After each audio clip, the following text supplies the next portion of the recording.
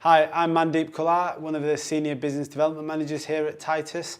As part of our Learning and Development Insight series, we're going to be interviewing Phil Spokes this morning, who is the Director of Spokes Education, and we're going to be talking about all things microlearning.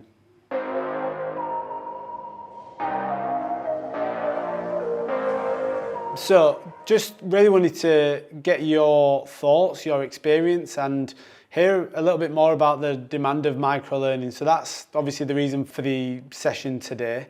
There's a couple of things that I really see as benefits from microlearning. So one is that supporting that continuous learning moving forward. And I think the second point, and most importantly, is about that change of behaviour.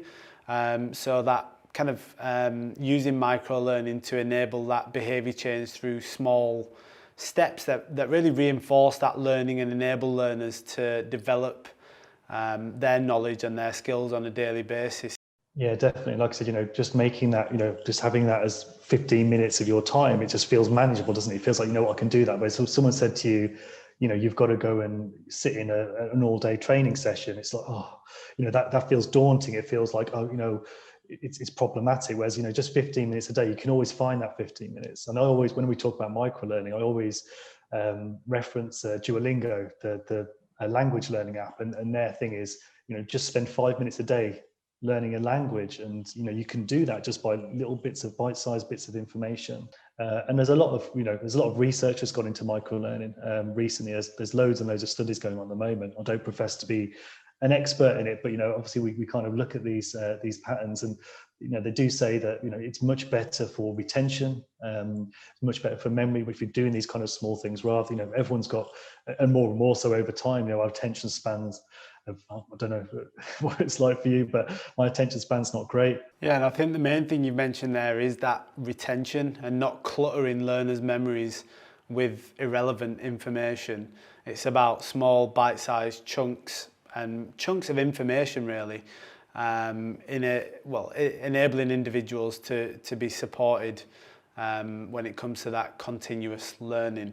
Talk to me a little bit more about microlearning in the workplace. Is there a need for everything to be micro, or does there need to be a mixture of kind of? Yeah, I think that microlearning has its place, but I think there are some restrictions to it. So things that are much more complicated or require much more deeper thinking. They're the kind of things that we wouldn't necessarily recommend somebody does it as a micro-learning program. And there's lots of other bits of, there's lots of other smaller things and things that are kind of less complicated. It's more about, say retention of things, compliance-based courses in the workplace.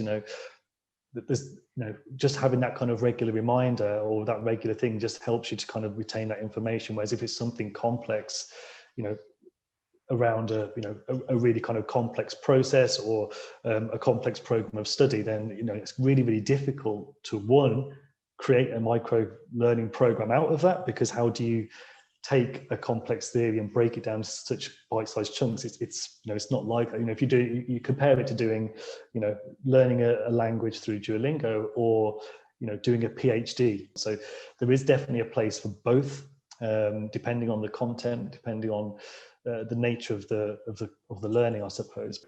Yeah, times have definitely changed, and I'm very much a firm believer of putting the learner at the forefront of everything that we do as an organisation, and whether it is deploying platforms or developing learning content, the learner is absolutely crucial to everything that we do as an organisation. And I guess creating them personalised learning experiences are absolutely key.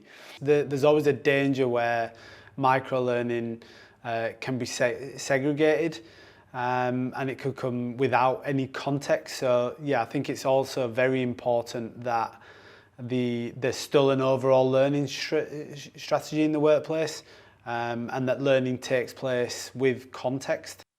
Absolutely, yeah, absolutely. Because learners are going to want to know what they're learning and why they're learning, and how they're going to learn it. It's like I said, it's no just kind of just going, putting something in front of them. It's like, well, what's this? What am I doing this for? And again, explaining that to in some form. Again, there's lots of different ways of doing that. Again, that's something that's super important to kind of again, otherwise people aren't going to learn because they're going to go, I don't know what I'm doing. I don't know what the aim of this is. I don't know what I'm trying to achieve here. I don't know what the end goal is. And again, one of the benefits of microlearning is that you're, again, by giving them bite-sized bits of information, one of the important things to do is make that achievable and make it so they can see that they're making progress. It's no point in just giving them bits of information and they don't see any progress.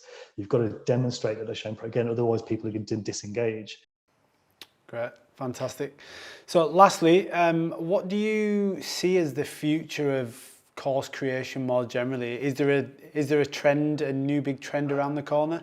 What I would like to see is that, again, people are going back and thinking, doing this kind of learner first, thinking about these kind of outcomes and what is it you're trying to achieve,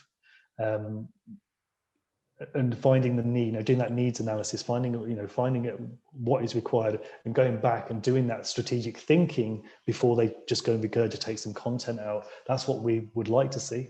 Whether that will happen, I hope it will over time. I think it'll still take a while yet. Some people are now starting to recognise that, but there's still a lot of people out there who just go, we need to get this course out there. All right then, Phil. Well, it's been absolutely fantastic speaking to you, hearing about your experiences of microlearning and discussing all things learning related and talking about trends moving forward. So thank you very much for your time. It's been a pleasure. Thank you. Until next time.